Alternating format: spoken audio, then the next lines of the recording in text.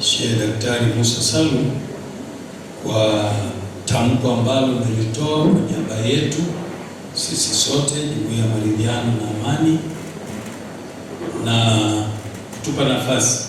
Ndugu waandishi wa habari, katika tamko ambalo limesomwa leo hii na mwenyekiti wetu taifa, utagundua kwamba kuna kipengele kinachozungumzia kwamba yale yaliyotokea wakati wa uchaguzi na baada ya uchaguzi yamelete athari.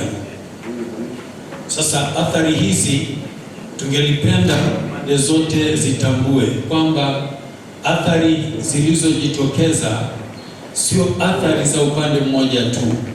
Katika athari zilizojitokeza, serikali imepata athari nyingi sana katika yale yaliyojitokeza tarehe 29 na baada ya tarehe 29.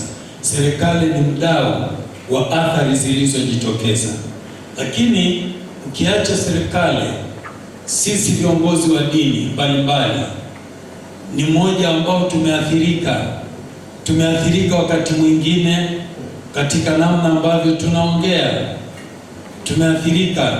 Lakini ukiacha viongozi wa dini, sasa wa Tanzania kwa ujumla tumeathirika, kila mmoja kwa namna yake.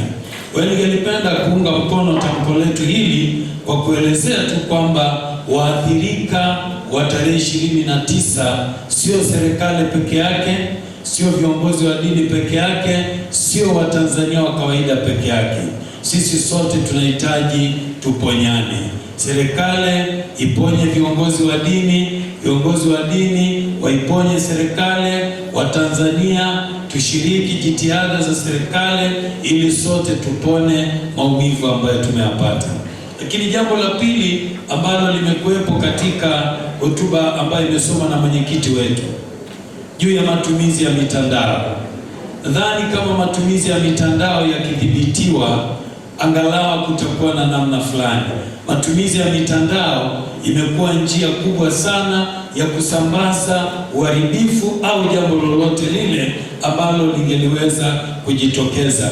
Mwisho, kwa upande wangu kwa leo, tatizo hili si tatizo la kidini. Lisichukuliwe kwamba ni tatizo la Waislamu na Wakristo.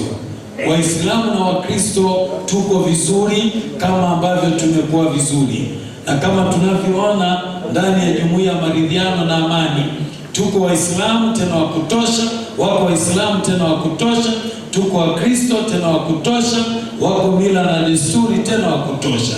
Tatizo hili mtu yeyote asilitafsiri kwamba ni tatizo la kidini. Tanzania hatuna tatizo la kidini, tunalo tatizo la kuona watu fulani wana jambo fulani, sasa hilo ni lao, sio la viongozi wa kidini. Asante sana.